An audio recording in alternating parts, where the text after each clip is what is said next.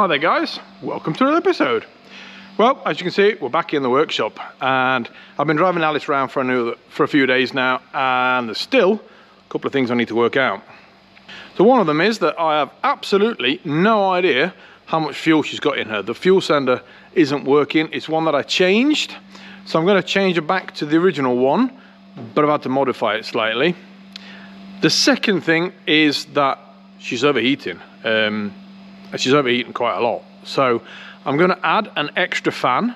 I'm going to change one of the positions on the relay so that the fan goes even though I've switched the ignition off, and I need to add another pipe to the cooling system to help it cool down, but I'll show you more of that in a minute. We're going to get her up in the air now and we're going to have a look at the fuel tank to start with. So I've taken this tank down before, but if you've not already seen it, then there are two bolts. There's one there, there's one there. They are with nuts on the top, and then there are two bolts there which are captive nuts into the chassis. Hopefully I can drop down the tank far enough so that I can reach in on the top of it, undo the tank sensor and pull it out without having to get the whole tank down onto the floor. That's my hope. We'll see if that is what I can do or not.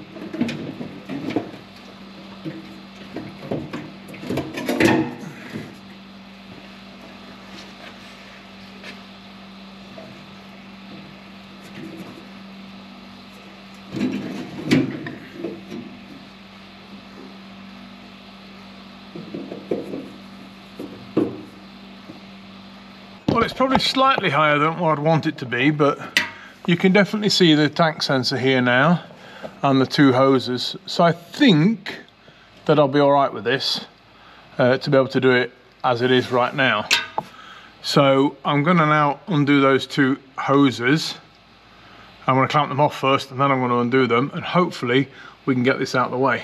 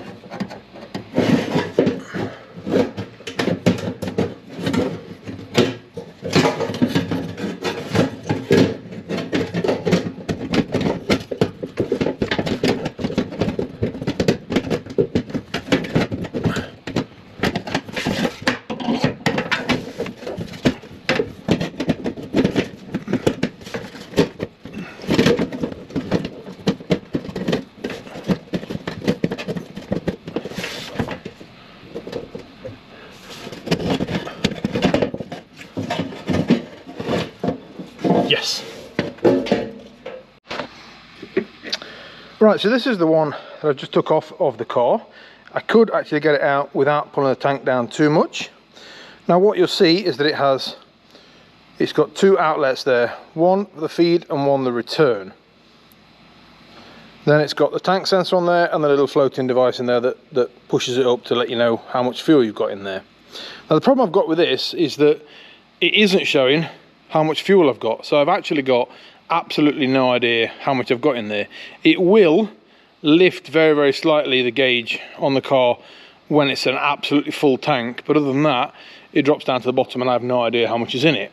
So what I'm going to do is go back to the original one. Now obviously I've changed from carburetor to injection. The carburetor sender unit only has one pipe which feeds the engine.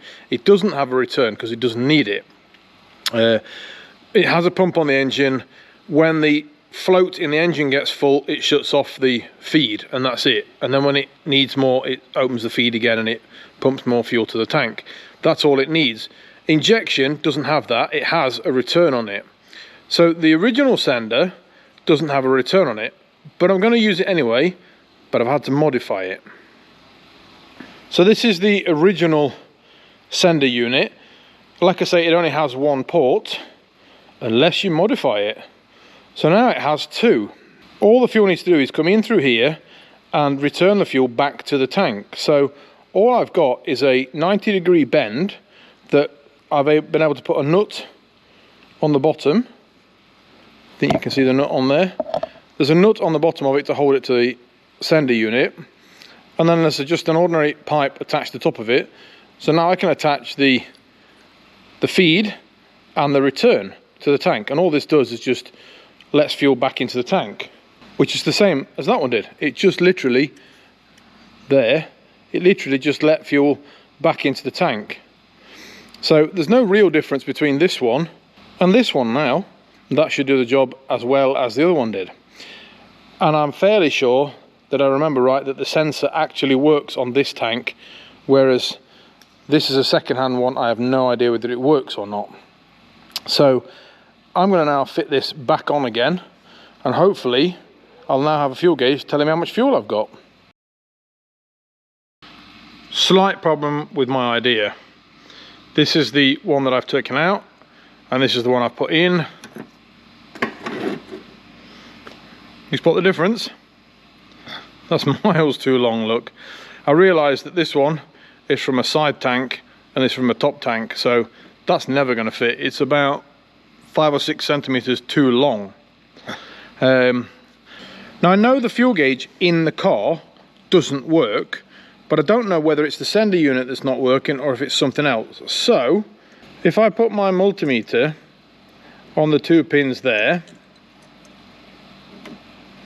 so we've got one earth and one plus. We do get a reading of some ohms. Doesn't really matter what they are right now.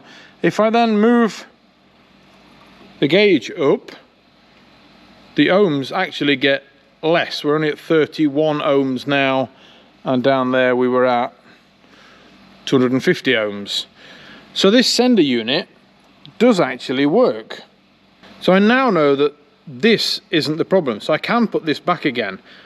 But what I did notice when I took this sender unit out was that this float here was full of petrol.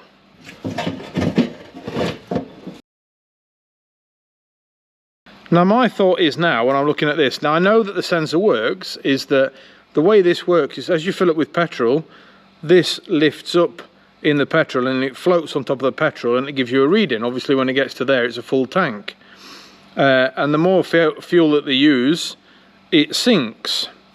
Now my thought is, with it being full of petrol, it'll probably lift a little bit, but it won't float because it's full of petrol. So it'll stay down there, which is giving me the reading of completely empty all the time. It's not floating to the top.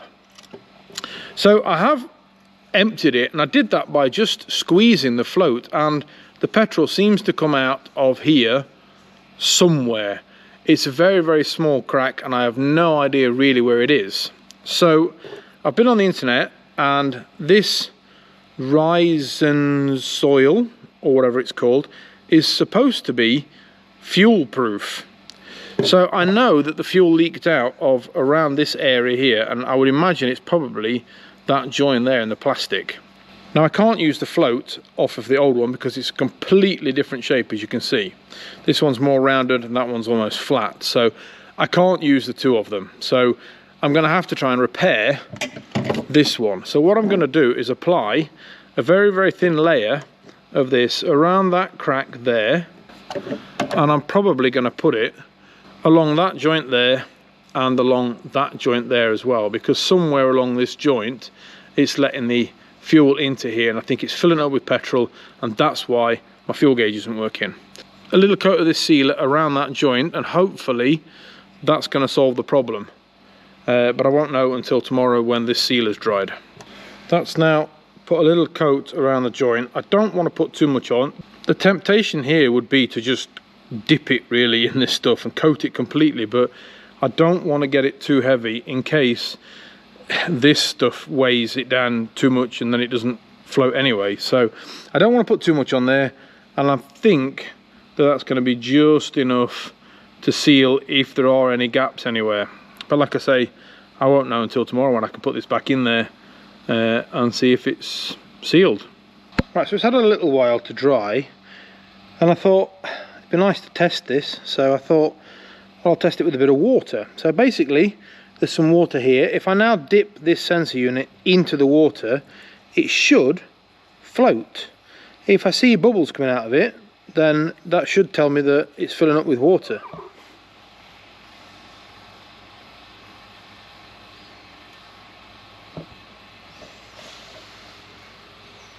And that is definitely floating. So I'm going to leave this in the water for a few minutes and see if that little float fills with water or not. Well, that's had a 15 to 20 minute soak, and that is now sealed. And hopefully that's sorted the problem out. So I can put this now back in a tank, and hopefully we'll have a fuel gauge, which is going to be really, really useful on the journey to England. Right, let's see if we've got a fuel gauge.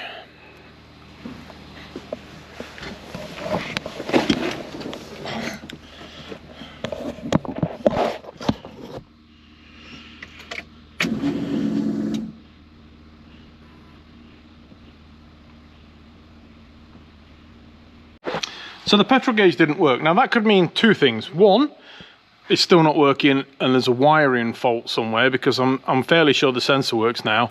Or it's not got a lot of petrol in it, and I have absolutely no idea how much petrol's in it.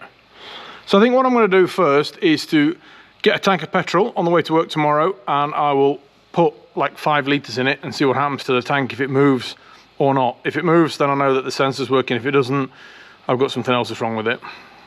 But we're going to start with that, I think.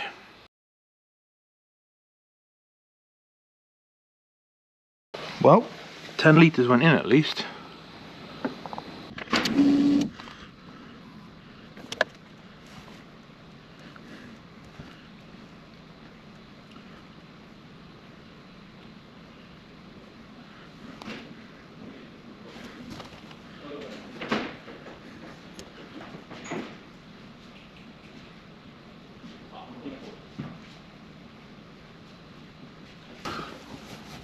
Well, it's slow, but it's now reading 1/4 of a tank. So I'd say that that works. I can now see how much fuel I've got, and it was pretty empty, because I put 10 litres of fuel in it. I'm going up to 1/4 of a tank, and it's a 34 litre tank roughly, so that was pretty empty.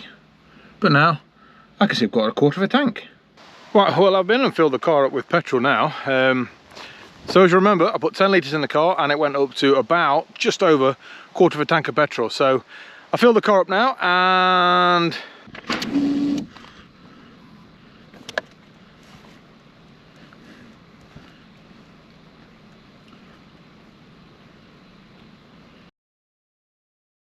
it's less than what it was before I put 10 litres in it on the gauge.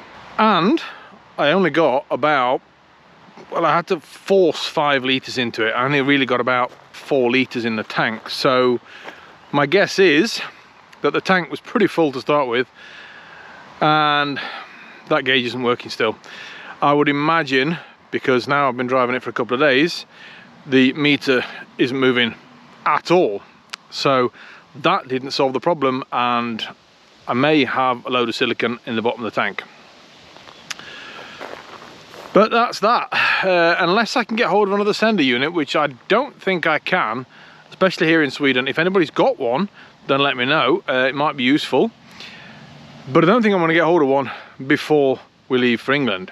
So that means the only option I've got really is to either guess the fuel that's left in the tank, which is probably what I'm going to do. I'll work out how much I get miles per gallon while I'm driving around in it now before we leave, and then I'll just have to kind of guess how many litres I've got. But that'll be an interesting thing to work out as we're going along. I might do some sort of a competition or something like that, how many litres we use, or yeah, whatever. But we'll sort that out on the journey, but it means that that's not going to work. Now I do have the original fuel tank, and I've now got the modified fuel sensor, so I could fit that back to the car and use the modified sensor. I'll have a think about that. I'll see if I get time to do it before we leave. It's only like 10 weeks before we leave to England, so I'll have to see what time I get really with it. I've got a couple of other issues that I need to sort out before, and I also need to drive the car. I need to get it on the road. I need to get it worked out, find out if there's anything else going wrong with the car. One thing I do have, and that's probably coming up in the next video, is it's getting a bit hot in that car. In fact, the engine's getting really hot, so I've got a bit of a problem to sort out with that, but that's going to be the next video. So if you like what you see in this video, and if you've seen anything in this video that you do like, then please press that subscribe button. I'll put my social media up on the screen. Go in there and follow me there, and I'll try to put pictures up and things like that every so often as I can. So I'll see you in the next episode. Thanks a lot for watching, and bye bye.